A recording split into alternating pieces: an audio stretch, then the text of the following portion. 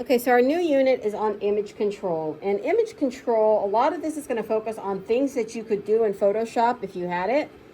But there are a few things we're going to discuss that you can't do in Photoshop, that you have to do when you're actually taking the photo. So there are liabilities to photo editing. If you have a crappy image to start with, there are little things you can tweak, but a crappy image is still going to be a crappy image no matter how much you edit it. You have to have a good base image to start from. So we're going to talk a little bit about some of the options that are available to you on Photoshop when you want to do image control. So we're going to talk about some of the more common controls that you're going to encounter. We'll go through each one of these individually, but the image controls that we're going to talk about are going to be brightness, contrast, saturation, vibrance, and sharpness. Okay, so brightness. What is brightness? Brightness is when you brighten the entire image. So if you have a photo, you can't just brighten one little corner of the photo. You have to either brighten the whole thing or brighten nothing at all. And what it's going to do is it's going to brighten your shadows, but also your highlights. So if part of your photo is already very bright and you want to just brighten one portion of it, if you up the brightness, it's also going to brighten that part that's already bright, and you're going to end up with overexposure where it's too bright, it's blinding. In addition to that, although you can brighten things up a little bit, dark shadows are still going to be dark. Your dark shadows may go from black to gray with brightness, but if you couldn't see the person when you were taking the picture, upping the brightness isn't going to help you any. Okay? Some people also call brightness brilliance. They're the same thing. But here's an example of a photo that was brightened. So here's the original photo. As you can see down here, it's kind of dull, and some of the people's faces are kind of in the shadows. You can't see too much detail. So if you brighten it just a little bit, you get rid of some of those dark shadows, you brighten up the floor, you start to see like the bright whites of the t-shirts a little bit more, and you don't have a bad image. But if you brighten it up too much, you're going to end up with a case like this, where these people here are all overexposed and they kind of look washed out. It's too bright, there's too much light in it. So you want to be very careful with brightness, that you're not trying to compensate for having poor lighting to begin with. You should always make sure that when you're taking a photo, you have the appropriate amount of ambient lighting. If you take a photo at night, you can't make it look like day. Okay? The next thing we're going to talk about is contrast. Contrast is the scale of difference between black and white. The human eye is naturally very drawn to contrast. It's something that's really easy for our brain to compute when you see two things that are drastically different from each other pushed together. They say that when babies are still learning and when they're very young, that you should actually have a lot of black and white toys for them, because it helps with the synapses in their brain start firing. And babies love black and white toys because they love the contrast. A baby's vision isn't super sharp to begin with. There's a lot of blurriness there. But they can see black and white and know there's a difference between it, so their eye is naturally drawn to it. And that's why contrast is very appealing to all people. So contrast is the separation between the darkest and brightest parts of an image. Black and white are the extremes, but there's also contrast between colors. So in Photoshop, if you increase your contrast, you're going to make shadows darker and highlights brighter. Photoshop is able to tell what's supposed to be dark and what's supposed to be bright when you're dealing with contrast. If you decrease your contrast, you're going to bring the shadows up and the highlights down to make them closer to one another. So increasing the contrast kind of separates the colors more, and decreasing the contrast kind of smooshes the colors together. Adding contrast usually adds pop to an image. I'm sure you probably have heard this on like home design shows, or maybe heard someone decorating say, I need a pop of color. And that's especially true if they have like a white wall or something that's kind of a blank canvas. They want to have a little pop of color. And color, especially a bright color, against a plain surface will really stand out. That'll be what your eye is drawn to. So what kind of colors do you think would work really well if you're trying to take a high contrast photo? Your colors you've already worked a little bit with. Yeah, those circus colors, the blue, red, and yellow, they're bright colors, and so they tend to lend themselves well to contrast. And you want to kind of really up that contrast in a lot of photos, but if you decrease the contrast, you might make an image look duller. Sometimes there's justification for making an image look duller, though. So we'll look at some examples. So these are examples of high contrast photos. Now let's look at the photo on the right. You can see very clearly the difference between all the colors. The green is very separate from the pink, which is separate from the black and white on the monarch butterfly. And the monarch butterfly actually stands out quite a bit because it has black and white in it. Those two colors contrast quite a bit. I don't want you to confuse contrast with sharpness, though. This image is very sharp. Everything's in focus. You can see clear definition of the lines. This image over here is not as sharp. As you can see, you have a shallow depth of field. The background is completely blurry. And even the flower in the foreground that stands out, it's not super sharp. It's not nearly as sharp as this picture. But there's still contrast there because contrast doesn't have to do with edges. It has to do with color. And there's a big contrast between the colors on the flowers and the green. Okay? So those are examples of high contrast. Low contrast, again, kind of makes the image look duller. And if any of you were taking fall photos, especially if you go out on a cloudy day, your contrast is probably going to be a little bit low. You don't have the bright sunlight like highlighting the blue sky. If you have a lot of clouds in the background and you kind of have these dull colors, your contrast is going to be lower. Especially if you're dealing with earth tones, which most fall colors are. They're browns, shades of orange and red, but not like a bright red, kind of almost like a rusty red. Pale greens, pale yellows, those all lend themselves to low contrast photos. Sometimes low contrast photos are not necessarily bad. The one here with the surfer, kind of done for an artistic reason. And then here you have a flower on a black background. The dark red of the flower kind of almost blends into the black background, but it's a way of expressing itself. It's artsy, you know. So sometimes low contrast is not necessarily a bad thing. And even when it's dull like this, there are instances in when you want dull. I'm sure you guys have probably at some point or another seen a Batman movie or an episode of Gotham. Gotham City is supposed to be real cloudy and gloomy and like a depressing place. If you make it a low contrast setting, that's why if you ever look at Gotham, you see a lot of black, a lot of gray. There's not a lot of colors that stand out. And it's all done to make this low contrast, to kind of just give you this heavy, depressed feeling. And in this episode of The Crown that I was watching, back in the 50s, they had an epidemic in London where the streets got so foggy for like weeks that people couldn't see anything. The fog was so bad that people, if they would literally step into the street, sometimes they would get hit by buses or cars because they could not see the buses or cars. That's how thick the fog was. And so when they shot that show, they had to really do like a low contrast because they were trying to make everything blend together, not have anything stand out.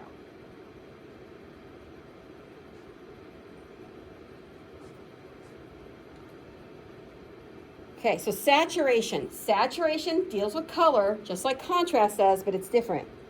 Saturation is the intensity of color in an image, and it's separating colors.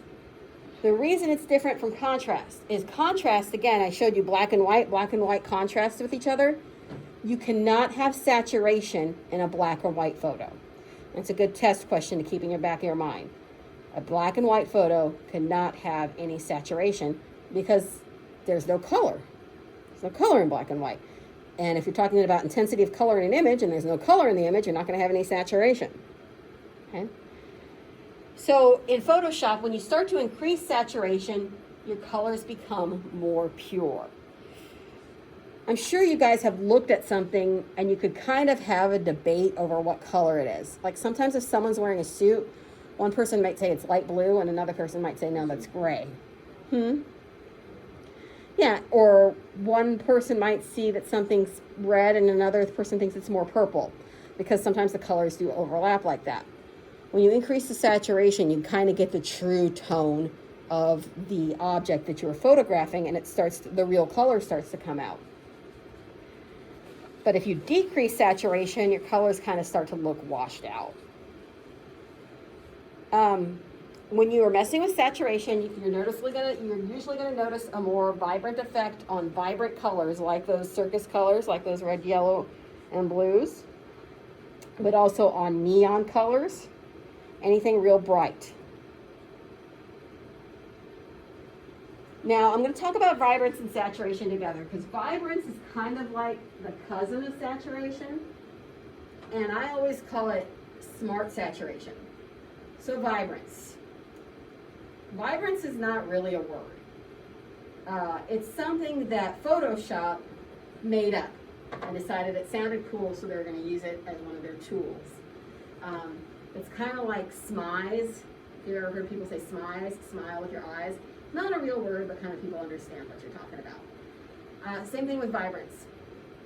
So what vibrance does is it adjusts the saturation, but it clips the colors as they approach full saturation. So it allows you to saturate an image to an extent. It won't let you oversaturate the colors.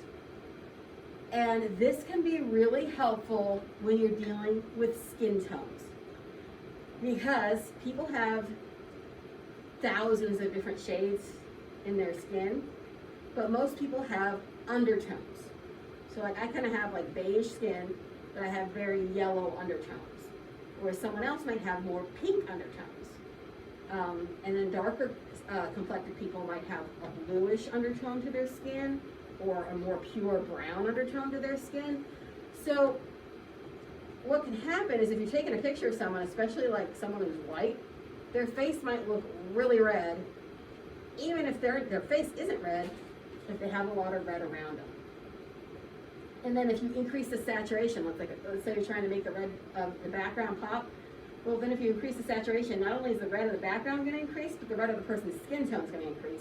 And you don't want that person to look red, because they're not supposed to look red. They're supposed to look the color that they are. So vibrance really helps bring up the reds that it's supposed to bring up, but not the reds and other colors it's not supposed to. It knows the difference. It's able to figure it out. So what it's going to do is it's going to increase the saturation of your less saturated colors more than the colors that are already saturated. So it also prevents you from oversaturating your image. So if we look at a picture, you can see this guy, he's holding a sign, right? And the sign's got red words on it, and he's got red steps behind him, and there's a lot of red in the image. And his face and his hands kind of look red.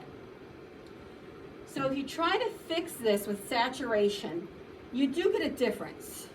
This is a little bit better than this. But even in this one, he's still a little pink. So if you're wanting to get a really good, accurate representation of what he looks like, you can instead increase your vibrance. So in this one, he doesn't look nearly as pink at all. He's pretty much all white. However, the red of the sign stays the same. The red of the stairs stays the same. This red over here all stays the same. So the colors that are supposed to be vibrant and saturated are vibrant and saturated. The colors that are not supposed to be, the colors that are kind of supposed to be duller, are duller. So that's why I call it smart saturation. It's kind of a smarter way of correcting the color in your photo. And then the final thing we're going to talk about is sharpness. Sharpness is one of those things that you can't fix in Photoshop. If you take a blurry photo, don't think that you can put it in Photoshop and magically fix it. And I see this a lot with people. They take a bad photo, they take a bad video, and they want to put it in their editor and fix it. Like they'll be like, I was so far away from this building when I took this picture. Can I zoom it in? And it's like, not really. You were that far away. It's going to look far away no matter what you do. And same thing with sharpness. So sharpness is a subjective quality indicating clear or distinct reproduction of detail.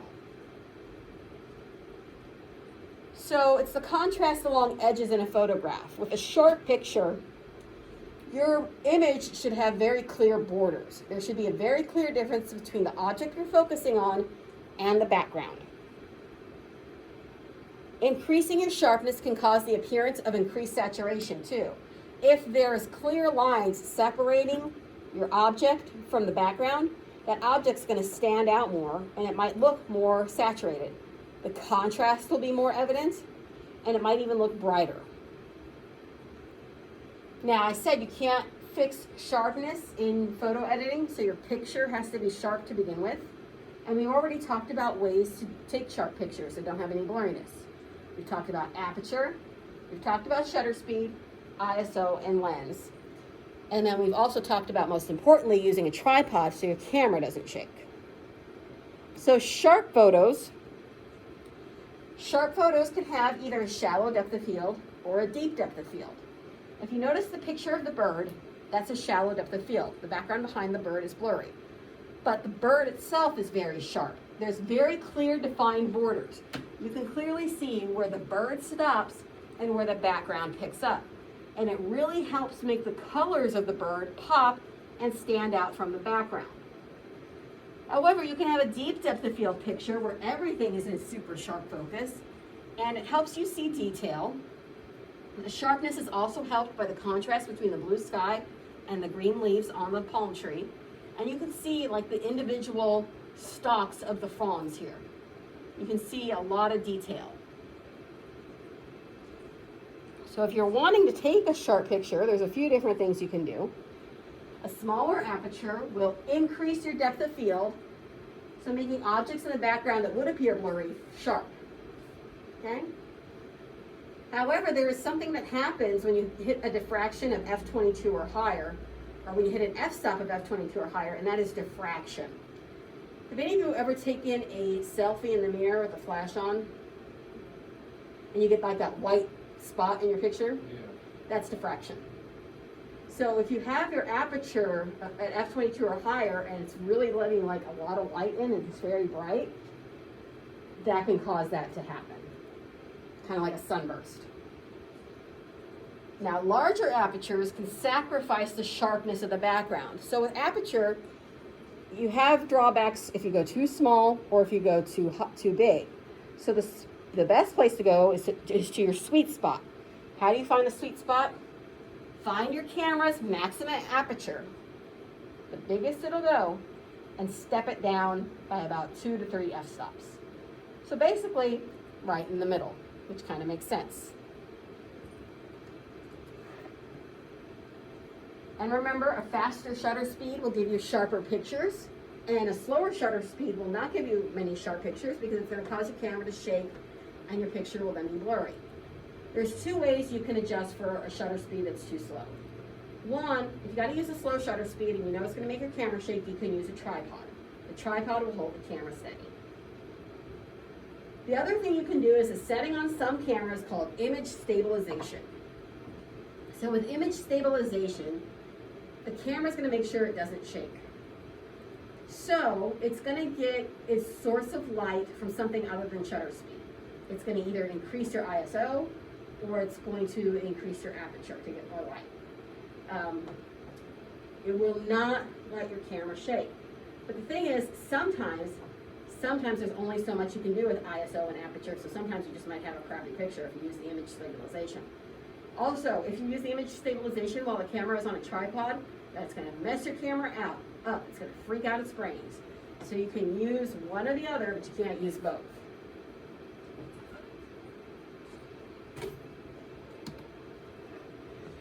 We also talked about ISO in a previous class, and we know that a higher ISO will give you more light, but it's also going to create that grain and noise in the picture, which means it's not going to be a sharp picture. It's going to be a messy picture.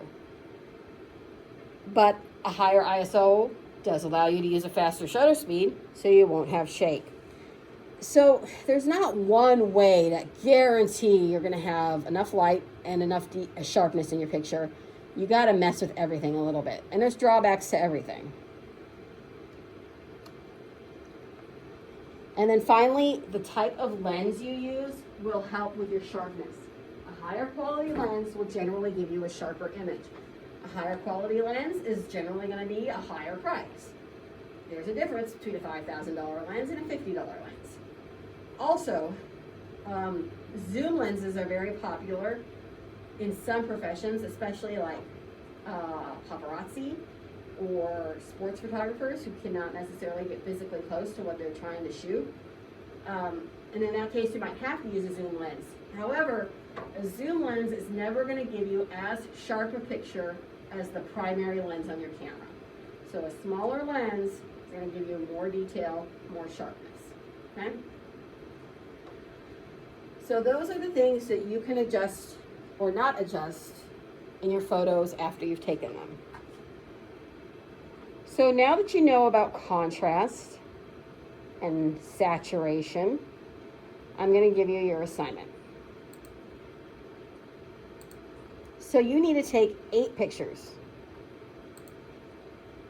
Okay? And what I'd like you to do is I'd like you to put all the pictures together. You don't have to put them in Premiere Pro. You can just put them in PowerPoint or a Word document. Something where you can put all the pictures together and have words next to your pictures. Because I want you to label all these pictures.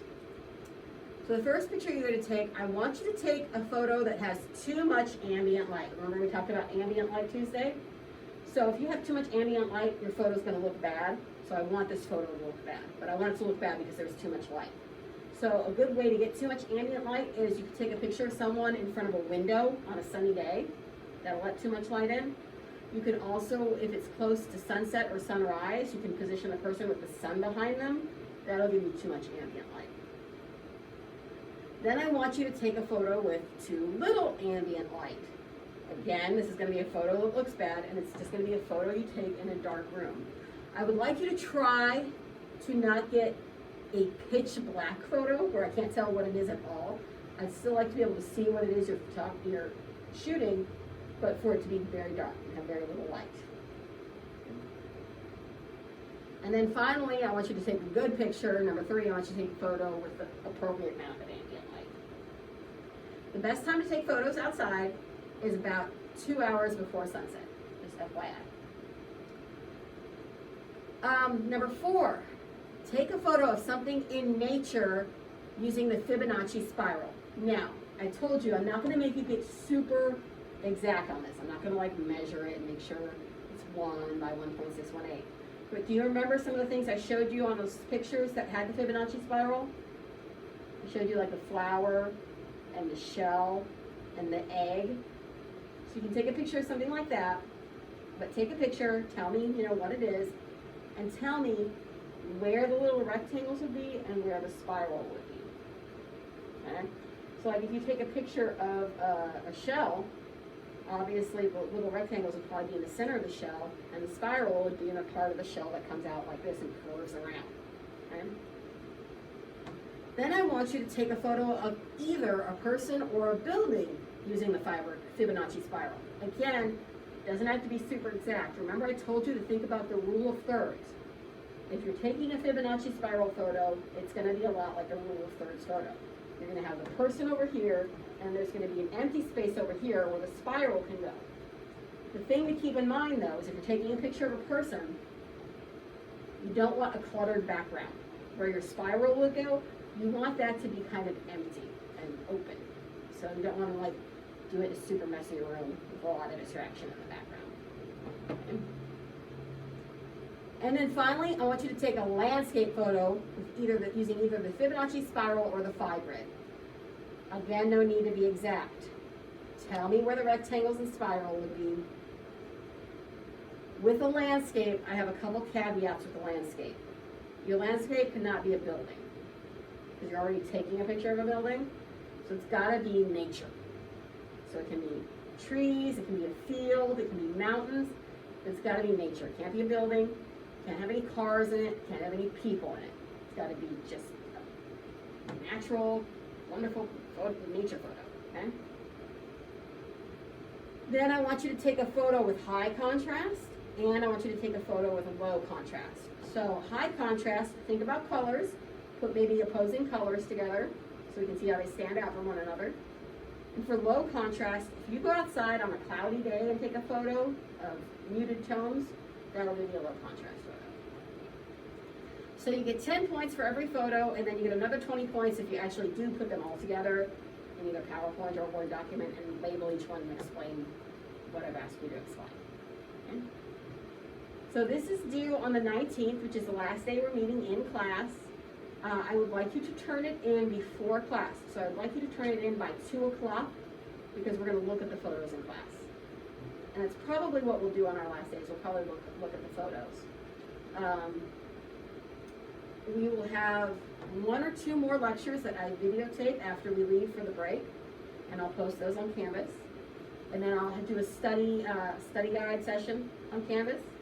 Your final will be written, and I'll just either post it on Canvas or email it to everyone, and you can fill it out and email it back or post it in the text box on Canvas. You know, you can do it however is easiest for you.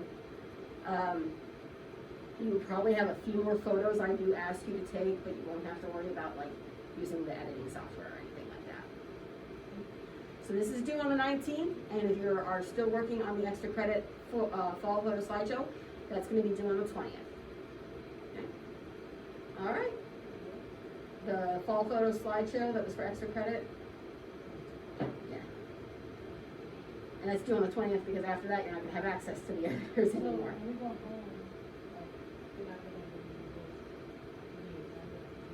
No, you'll probably have at least one more assignment. Yeah.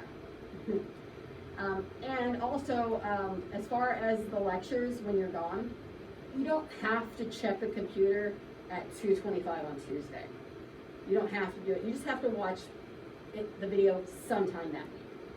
Sometime before the assignment that goes with it is due.